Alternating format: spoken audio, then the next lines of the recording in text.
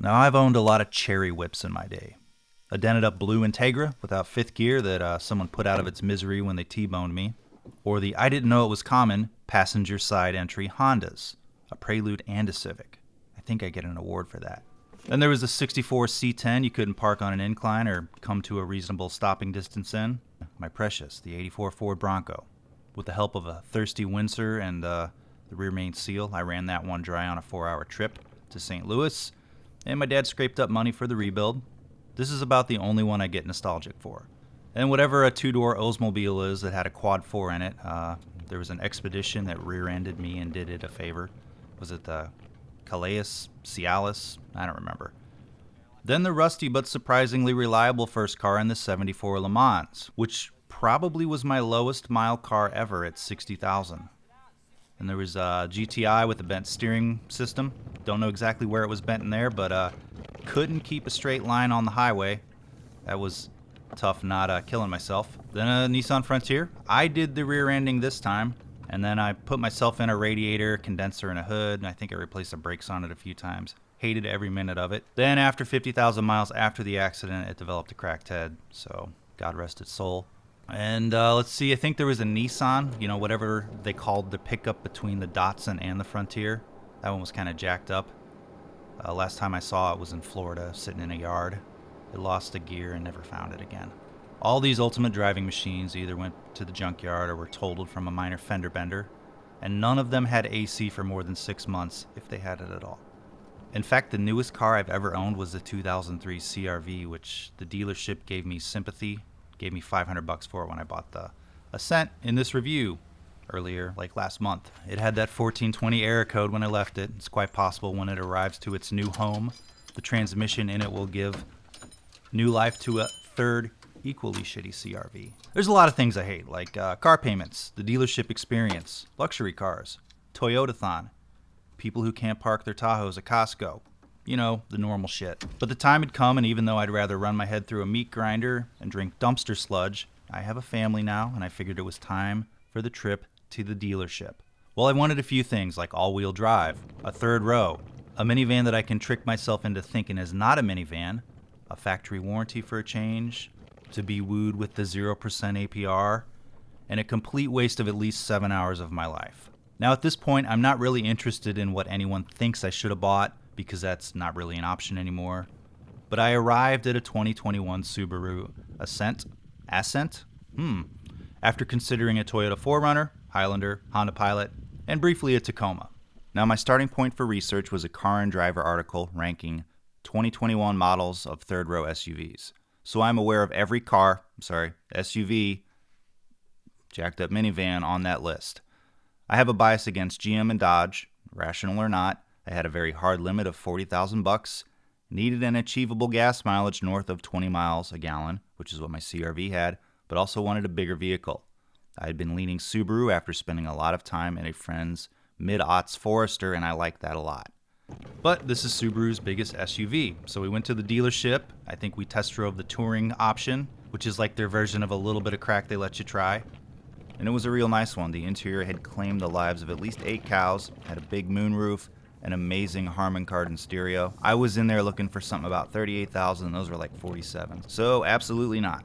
Then they had 1 or 2 used, but without the sultry call of the siren known as Chase Bank Manhattan singing me the 0% offer, it made it a little more sense to me just to get a new one. Anyway, we preferred the 7-seat option, which gives the middle row a center aisle for easy access to the rear and captain chairs. Of course, there's also the 8-passenger option, which has the bench seat in the middle. So with our budget and the 7-chair option, that left us with 1 or 2 in-stock options at the dealership. I applied, got 0%, thank you very much. And then the real dance began. Now, Subaru may be marketed as a different kind of company, but it's definitely the same bullshit at the dealership. Just the normal, at least half a dozen let me talk to my managers. And then they wanted to charge me this cool $500 live auction fee. Never heard of that one before. Like someone was competing for the car that really wasn't the color we even wanted. What helped out in the negotiations and kept me from also buying him dinner first was a local competitor's name your price calculator on their website. I had my phone and I had to show him at least 3 times because he kept wanting to know how I got to the price. Now, all the while, my saint of a wife was handling the kids in the parking lot, so we had that going on too. I did take one add-on. I opted for the 8-year, 80,000-mile warranty after saying no several times, of course. No eventually means yes, right, when it comes to car dealerships. And I got it for $1,400 or so. So a little over $40 out the door with tax, tag, and title, and added warranty. And I'm not interested in hearing how much of a better deal you got than anyone else, okay? So we settled for one that is called the Magnetite Gray Metallic with the slate black cloth interior in what's known as the premium trim. Accurately named because it's second from the bottom. Premium car trims are like beer cans with the word premium written on them somewhere. Same level of quality. It has a sexy sounding option pack 12 seen here, and then something else called Popular Package 2A. And $33 for a cup holder insert. We didn't make the cup holder right the first time, so we're going to sell you this insert to make it better. Alright, let's take a look inside. Lighter colored cloth seats, patina over time with the right mixture of pee and soda. But, alternatively, the black shows dirt, dust, and somehow glitter a little easier. Now maybe a brown leather would have been what I really wanted, but as I say often, I'm pretty comfortable with disappointment. The all rubber floor mats sit on top of the mats already in the car, and the mats underneath them are held into place by some carpet-eating Velcro. Now I like the rubber mats, even though they show dirt easily, but then again, you can just hose that pee right off. How about the rows? Now the third row ain't bad. I'm 6 foot, my head hits a little, and the floor sits up higher than it does in the second row, so my knees are also kind of bent. Definitely not the most cramped back seat I've ever been in, and 3 medium to small people could fit. But if you have small children, there's still room for your kids to jump up and down on the back seat when you're trying to vacuum out the car. Now personally, we keep the rear seat folded down most of the time, so we can put our extra bullshit in, and also because as we age, we don't have as many friends. The second row captain's chairs are where the car seat goes. Even full-size humans, like for example bartender Jackie Daytona, can fit there. Much better headroom, no bumping of the head, no real bending of the legs like the rear seats. And then we get up front. Up front, there's plenty of leg room and headroom. Now I know this is standard on all of those less than 20 old year cars you've owned, but I'm still impressed with the fully working power locks, windows, and mirrors all around, whose switches haven't even been the cause of a recall yet, like the CR-Vs. Rear seats and passenger seats are manually adjustable, but the front driver's seat has electronic adjustments. Both front seats have adjustable levels of swamp ass for the brisk days. In addition to the heated seats, you can get cooled seats as an option on some packages, and rear heated seats too, but I had not yet got my $1,400. The AC system has front and rear climate controls. You can control the rear from the front if you play with it a little, but you'll forget. It's a tri-zone and there are rear vents above and below for the complaining kids in the back. Around the cockpit, you have several information centers. Now I call it a cockpit because it is purported to have a HUD, or head-up display, which is basically a few red, green, and yellow blinking lights near the windshield and some bings and bongs.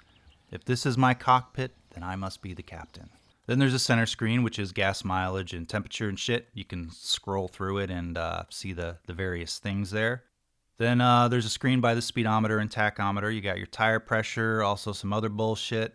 I just keep it on speed right now because, I don't know, the needle confuses me. Then tying the whole Subaru experience together is the entertainment console, which is affectionately known as the 8.0 Starlink Multimedia Infotainment Premium Ultra System touchscreen with the Bluetooth and the Wi-Fi. It is capable of Apple CarPlay and Android Autoplay options. However, if you want those, you'll need to use a USB cord. You can do a standard Bluetooth connection for just music streaming and phone connection. You know, I guess if you still have a Windows phone. The difference is the Apple CarPlay option shows apps and has more control over your phone versus the standard Bluetooth connection. It shows your contacts and all that jazz. Unfortunately, I cannot and will not ever be able to physically or emotionally assess the Android Auto features unless I get a sweet sponsorship.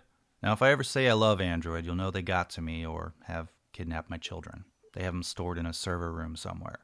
I have found sometimes it is buggy about recognizing a USB connected phone if you plug it in before you turn your car on or turn it off and turn it back on with it still plugged in. So basically you mutter, "God damn it," under your breath.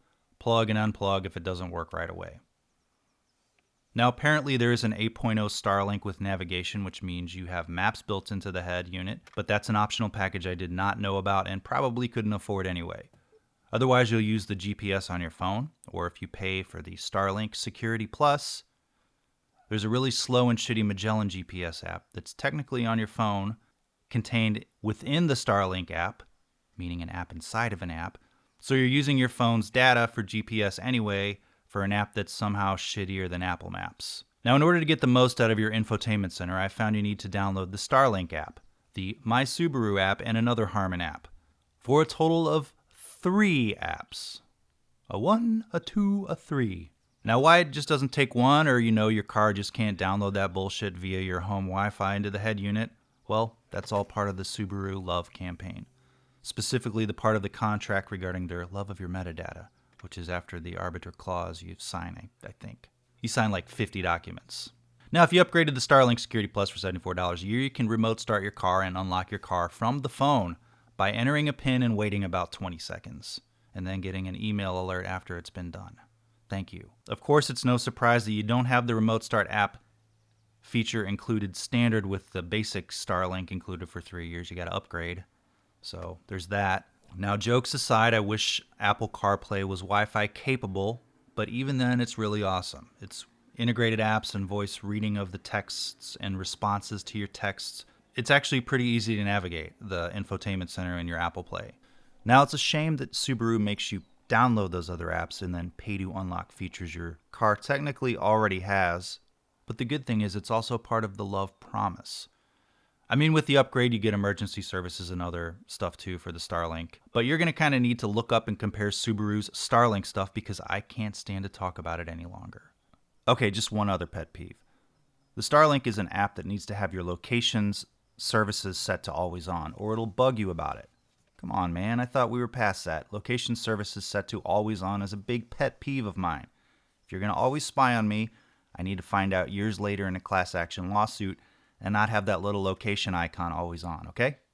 The speakers, I count at least 6 on this, are pretty decent and with a good amount of bass and high ends. Although I think I'd prefer more bass from the door speakers, lower than up on the dash. The bass line on Come Away With Me can sound a little muddy sometimes. You know what I'm talking about, right?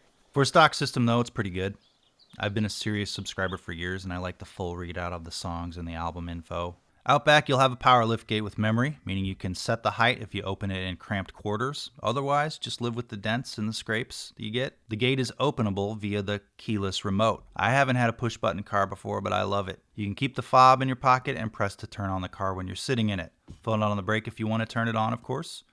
2 presses if you want to use the ACC setting, which gives the electronics in the car power without turning on the engine. So you can rock out to Nora while you're waiting in the Costco parking lot with your kids. You will need to turn off the ACC setting by pressing the start button again if you want to be able to exit the car and lock the doors. You don't have to use the fob to unlock and lock the doors, just having it in or on you will work. Grab the door handle like so to unlock, and then getting out of the car, pressing the 2 lines, releasing, locks it. Can't wait till that stops working right after the warranty's up. Now, before we look at the driving add-ons or how it drives, let's look at the engine and transmission. Now, if I'm not mistaken, everything covered in here except for the tow capacity is standard on all trims of the Subaru Ascent. The engine is a 4-cylinder turbocharged 2.4-liter boxer engine with 260 horsepower and 277 pounds-feet per inches centimeters of torque. EPA is 21 city, 27 highway with a 23 EPA average. What do they test them at, like 60 miles an hour? Now, personally, I've sort of babied it versus my typical hot foot asshole in a CRV driving, and I've gotten an average of 21 and a half over the first 1,200 miles or so. We've driven it in the mountains in a mixture of city and rural driving, but it's quicker, more powerful, bigger, and gets slightly better gas mileage than my 4-cylinder CRV. And that didn't even have working AC, so I guess it's a pretty big improvement.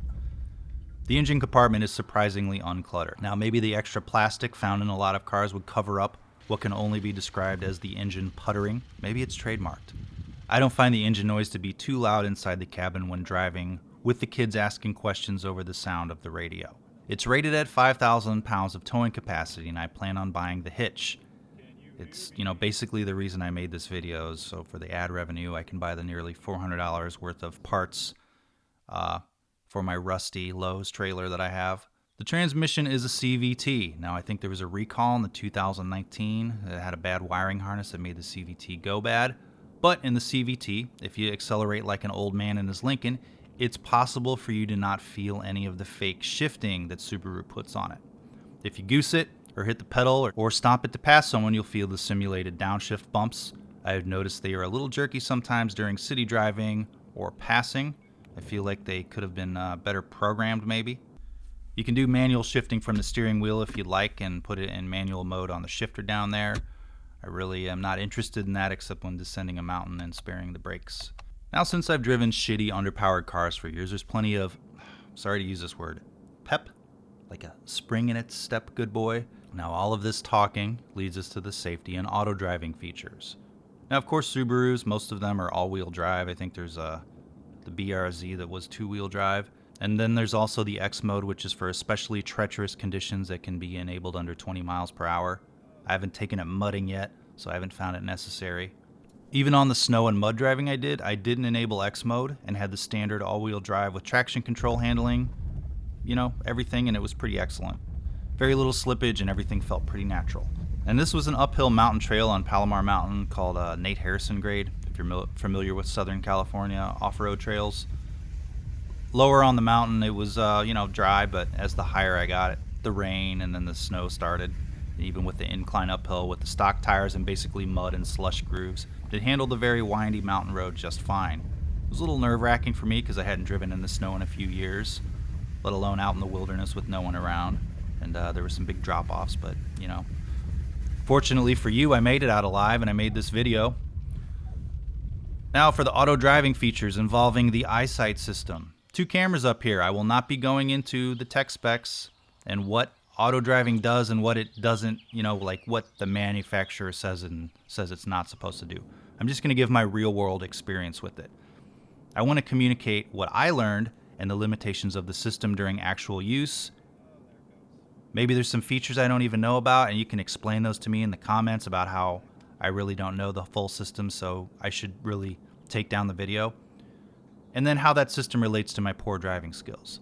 Now, in order to activate the basic self-driving of the car, you have to, use a few of the buttons. There's a lot of buttons, as my kids say in the car. It has so many buttons. And those buttons are the buttons they press in the car while I'm cleaning it out. First, you have your speed-sensitive cruise control. You can set the distance with these 2 buttons right here next to the cruise control. It works best when it can see the car in front of you. It does not work very well on very curvy roads when the camera loses its line of sight to the car in front of you. I have come around sharp curves and I can sometimes see a car well before the speed-sensitive braking and the cameras can see it. In a clear line of sight, it brakes earlier and does a better job, although I still feel sometimes it brakes a little harder and later than I would. Gentle curves, stop and go commuting, those are all good for the speed adaptive cruise control. Now, another limitation I found is speed adaptive cruise control often has a hard time sensing stop traffic if it's just outside of the camera's range. For example, if you're nearing an intersection with a red light and then there's stop traffic, I generally have to apply brakes because sometimes the speed adaptive cruise control would react too slowly to the stop traffic. And of course, also when someone's making a right turn in front of you and they slow down, the car seems to really overcorrect. After the car has left your lane, it'll come to almost a complete stop. Speed adaptive cruise control responds best when you are following a car and it slows first. For people who hate the extra safe driving features though, the good news is most of all these features can be turned off, so it's just good old you behind the wheel. The chiming from the head-up display can be turned down or off as well, and you can turn off the speed adaptive cruise control if you'd like, and use a standard old set and forget cruise control. Which brings you to the other thing there, the lane correction. When you use it when not using speed adaptive cruise control, it gently keeps you in the lanes most of the time, where the lines are well marked and then you handle the acceleration. If there are a lot of grooves in the road, merge areas, cross streets, poorly marked areas, etc., it doesn't work very well. Now, when lane correction is used in conjunction with speed adaptive cruise control, it will drive the car for you, provided you keep your hands on the steering wheel and the car senses feedback from your hands. The idea is while it does a bulk of the driving, it is aiding your steering.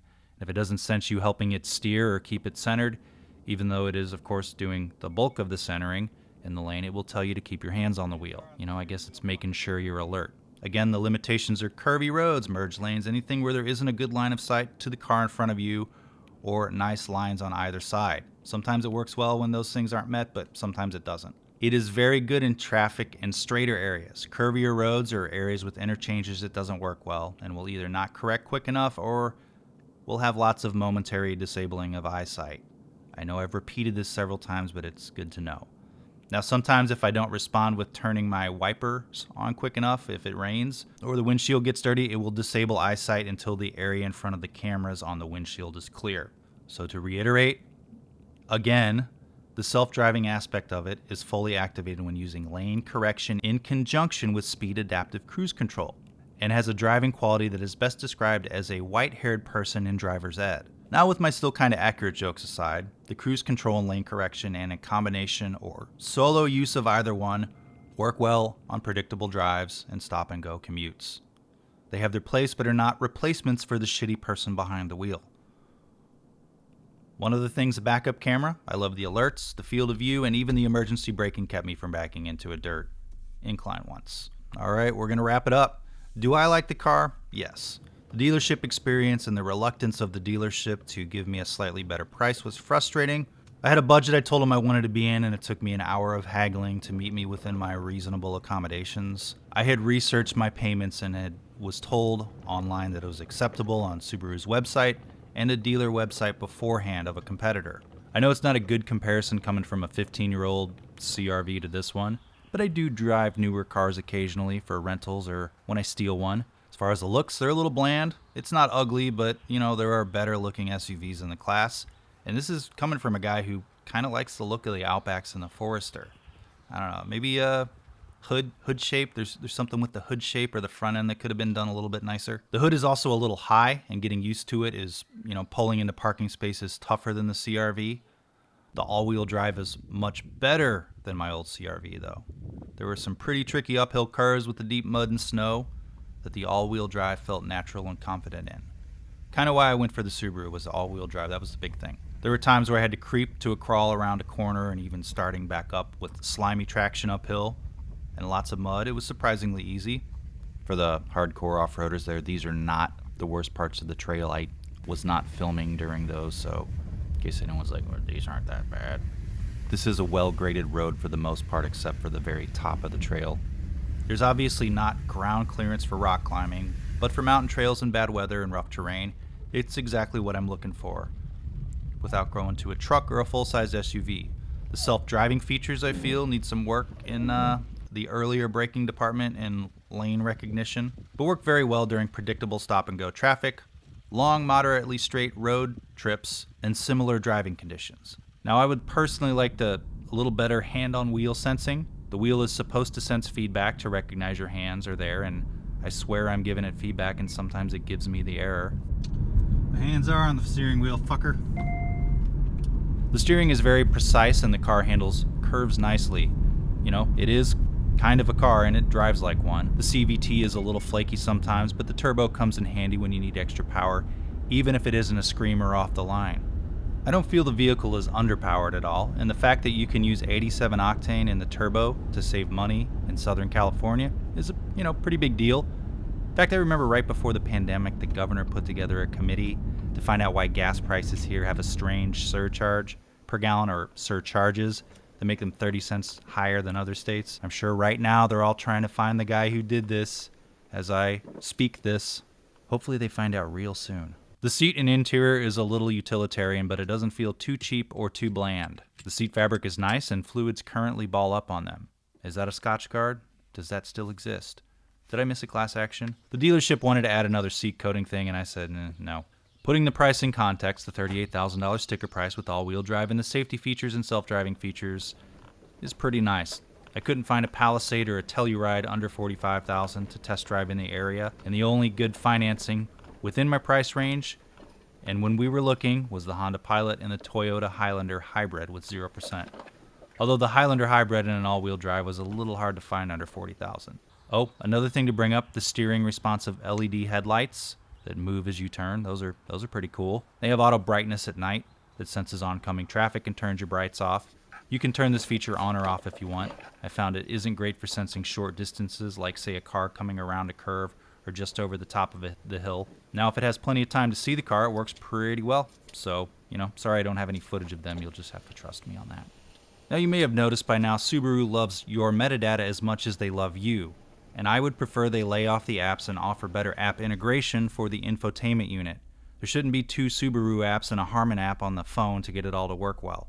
You don't technically need the Harman app, but if you don't have good house Wi-Fi, you don't have a USB thumb drive, the Harman app is a way to update your infotainment center, and it sucks. It takes over your phone and you can't, not you would use it while you were driving, but maybe your significant other or your children in the back seat. I don't know. Might also be a good idea to make the GPS feature easier to add after the fact to the Starlink stereo, like say it has storage space and it's ready for it, if people don't want to rely on their phones. I guess you could always download maps in Google Maps. As far as another negative, there's, a few areas where you can see foam behind the trim pieces because of gaps. That's, kind of nitpicking. Anyway, if you like this video, subscribe, say hi to the patrons. In a way, they're, all kind of my co-signers, so wait until you see what I do to their credit. You can become one if you'd like to help me add a few overpriced accessories to my car. I actually did buy that hitch since I've started making this video, and I put about 2,200 miles on the car. Little update there. Anyway, buy a t-shirt, subscribe, comment, like. Thanks for watching. Abs loved your message, not really. Been cleaning the house and gonna work on a video about the car. Trying something new for the clicks. Would you like to reply? No thanks. Okay, that's everything.